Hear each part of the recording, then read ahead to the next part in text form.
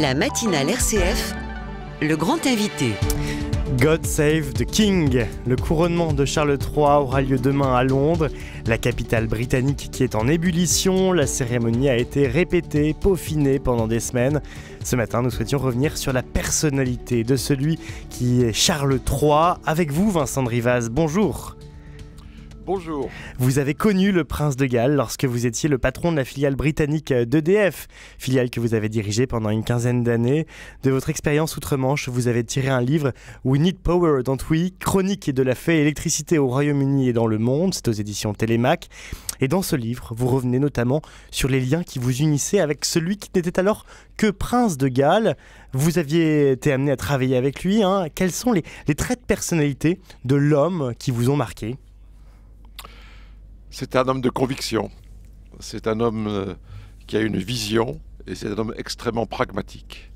On reparlera de cette vision et de la façon dont il a contribué à mobiliser beaucoup de citoyens britanniques, beaucoup d'entreprises britanniques, beaucoup de responsables sur cette vision partagée. Et sur le plan plus personnel, je dirais que c'est un homme affable, drôle, de l'humour britannique avec une dimension d'autodérision qui est très frappante et très amusante.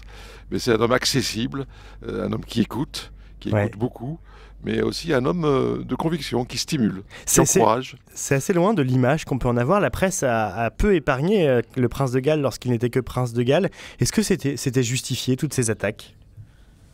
C'est vrai qu'il a eu pendant longtemps la réputation d'être un peu un électron libre, qu'il avait des idées originales, un peu bizarres.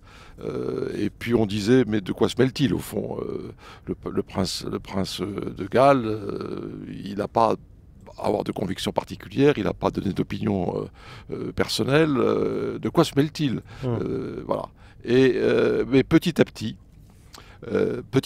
les gens ont réalisé que l'électron libre du départ était en fait non pas un dissident, mais un visionnaire. Un visionnaire qui soulevait, sur les sujets qui sont aujourd'hui les sujets que tout le monde reconnaisse, que tout le monde reconnaît comme étant fondamentaux. Par exemple par exemple, les grands sujets de l'environnement, de la biodiversité, du changement climatique, les grands sujets de comment les entreprises doivent exercer leurs responsabilités sociales vis-à-vis de la société, vis-à-vis notamment des jeunes, les grands sujets de l'éducation. Visionnaire aussi sur sa vision de l'harmonie entre la nature et l'homme. Ça, c'est vraiment une passion profonde, mais l'harmonie aussi entre les religions, l'harmonie entre les religions et la société civile. C'est vrai. Bref, sur tous ces sujets qui sont aujourd'hui très partagés, celui qui était le prince de Galles a dit les choses avant beaucoup, et aujourd'hui, plus personne ne conteste que le dissident du passé était plutôt un visionnaire et un prophète. Vous avez utilisé un mot, celui d'harmonie. C'est vrai que c'était une conviction, une notion qui était chère et qui est chère à Charles III.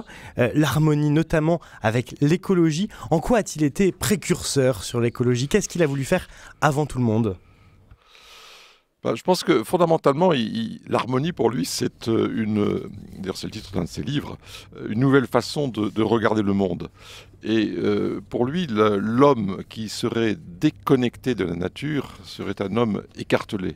Pour lui, la nature, c'est nous, on fait partie de la nature. Et donc, je pense que c'est ça qui est assez fondamental. Il nous invite à nous sentir partie prenante de la nature. Alors, ça, ce sont des mots, mais la pratique, c'est encore plus important. Et dans sa propriété de Highgrove, dans l'ouest du pays, il a mis en œuvre, c'est un écologiste praticien, un écologiste du concret, du réel. Très concret. Et quand on voit ce qu'il a fait là-bas, tout est parfaitement aligné avec ses convictions. Et il dit des choses, mais il vit conformément à ce qu'il dit. Lorsque vous l'avez rencontré, vous dirigiez la filiale britannique du groupe EDF. En quoi est-ce qu'il rejoignait aussi peut-être les préoccupations d'un dirigeant d'entreprise comme vous ? En quoi est-ce qu'il parlait aux dirigeants d'entreprise d'énergie ? Alors, de façon générale, il parlait aux dirigeants d'entreprise pour leur dire, vous avez un rôle à jouer dans la société. Vous ne pouvez pas espérer avoir des entreprises prospères qui réussissent si le tissu social autour de vous est déchiré et cassé. Donc vous avez un rôle pour to keep the fabric of the society together, pour réparer ce qui doit être réparé. Ouais. Et ça, c'était vraiment son message fondamental. Et personnellement, j'ai trouvé dans ce message un écho très fort avec mes propres convictions de chef d'entreprise, de responsabilité sociale, environnementale, éthique et d'engagement. L'entreprise n'est pas une île. Les collaborateurs d'une entreprise ne sont pas un archipel. Et les parties prenantes, comme on dit aujourd'hui, font partie du même continent. Et ça, c'est ce que je crois profondément, ce que j'ai essayé de mettre en œuvre. Et dans le domaine de l'énergie, on a des responsabilités particulières. Et c'est ce que j'ai aimé chez lui. Et j'ai aimé la façon dont il nous stimulait, nous, chefs d'entreprise, pour faire avancer les choses. Vous parliez, vous êtes dirigeant d'entreprise, ou vous étiez dirigeant d'entreprise au Royaume-Uni. Il y a là-bas une notion très importante, celle de charities. Je ne sais pas si mon accent est très bon, mais les auditeurs auront traduit. En quoi a-t-il aussi soutenu ces charities et quel a été son rôle justement à Charles III pour mettre en avant ces œuvres de bienfaisance ? Oui. Alors c'est frappant que le mot charities est un mot parfaitement usuel en Grande-Bretagne. En France, il a une connotation quelquefois négative aux yeux de certains. Le mot charité, c'est un mot très fort, surtout pour nous chrétiens. Et donc l'idée, c'est effectivement que les entreprises et les individus aussi se mobilisent de façon bénévole pour des actions très spécifiques dans le domaine de l'éducation, dans le domaine de la formation des jeunes, dans les domaines plus généraux de l'environnement, de la biodiversité, de la défense du patrimoine, etc. etc. Et le fassent, comment dirais-je, en mobilisant leur personnel. C'est la notion de gratuité en quelque sorte, de bénévolat, au niveau de l'entreprise, mais aussi au niveau des individus. Et il a géré un grand nombre, il a piloté à son niveau un grand nombre de charities dans un grand nombre de domaines avec des impacts considérables. La Grande-Bretagne est un pays, si vous voulez, où l'équilibre public-privé est un peu différent de notre culture en France. Ouais. En France, on attend beaucoup de l'État. En Grande-Bretagne, on attend beaucoup des initiatives privées, individuelles ou celles des entreprises. Et donc les charities s'inscrivent beaucoup dans cette idée du relais du privé par rapport à ce que peut faire l'État. Et à ce titre, la monarchie, par l'intermédiaire du prince de Galles et maintenant de Charles III, a un rôle à jouer ? La monarchie, d'abord, c'est une institution multimillénaire. Le roi Charles III est arrivé comme monarque au mois de septembre, au moment de la mort de la reine Élisabeth. C'est un roi du XXIe siècle. Et donc il arrive avec sa compréhension du monde. Il a voyagé dans le monde entier pendant toutes ces années, près d'un demi-siècle, où il a été prince de Galles.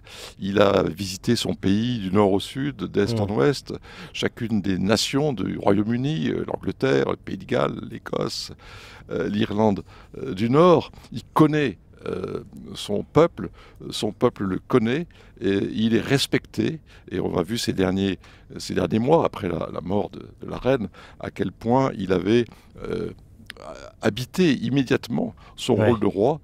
Jamais un nouveau monarque a été aussi bien préparé. On dit souvent qu'il a été très longtemps prince de Galles, oui, mais l'ensemble de son bilan se jugera avec ses années de prince de Galles et ses années de monarque.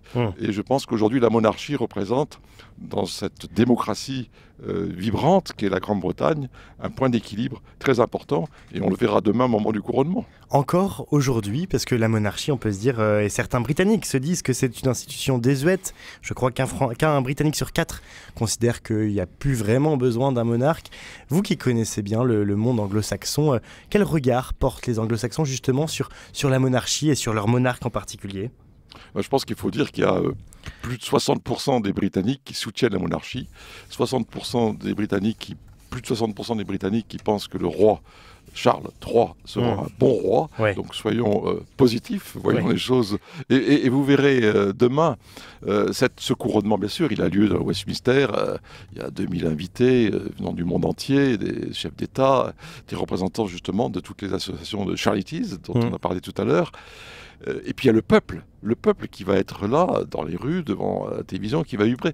Une des innovations que le roi a prévues pour cette cérémonie, c'est celle d'associer le peuple de deux façons. Le jour du couronnement lui-même, il y aura une sorte de cri de l'ensemble de la population dans les rues, dans les maisons, dans les villages, pour prêter allégeance au roi, au sens fort du terme, exprimer sa loyauté vis-à-vis du nouveau monarque. C'est pas Donc ça sera demain dans l'enceinte de Westminster que les choses se passeront, ça sera dans les rues, dans les villages, dans le pays.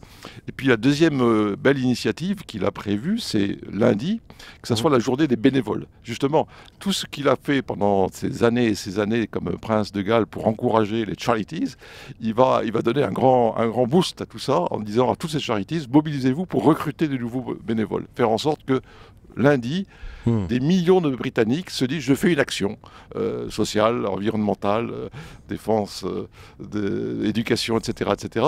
Voilà, donc il a pas renoncé.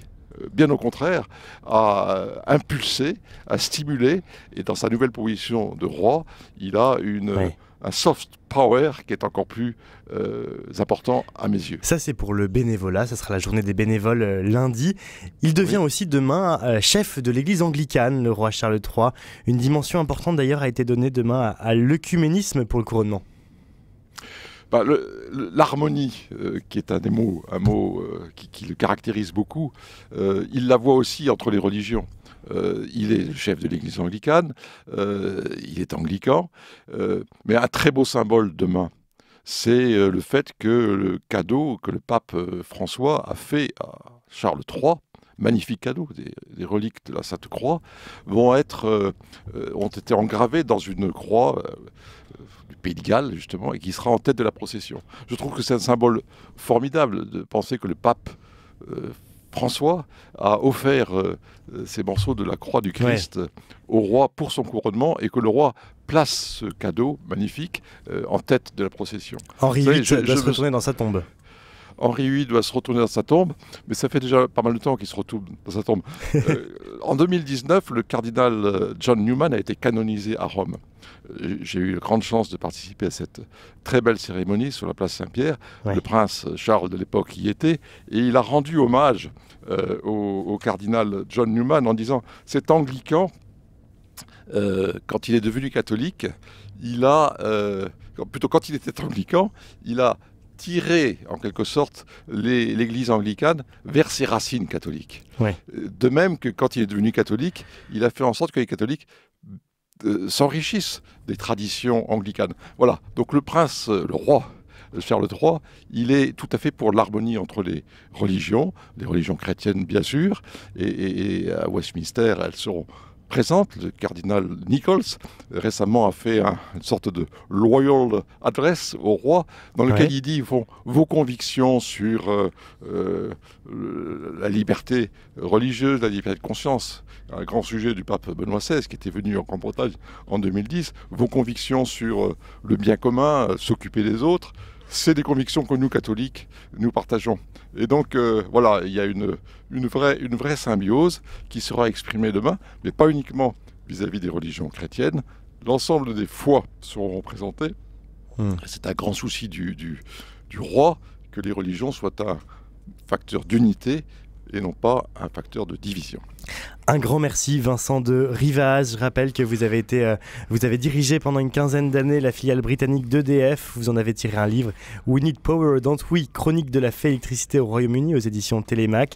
Et merci d'être passé ce matin par la matinale RCF pour nous détailler comment le roi, celui qui était prince de Galles, va devenir le roi Charles III, est devenu le roi Charles III en septembre dernier au moment de la mort de sa reine. Merci beaucoup. Merci à vous et réjouissons-nous avec le peuple britannique pour cette belle God journée save the de King, demain. comme on dit, c'est ça ? God save the King. Voilà. Merci beaucoup Vive Vincent le de Rivaz. roi Charles.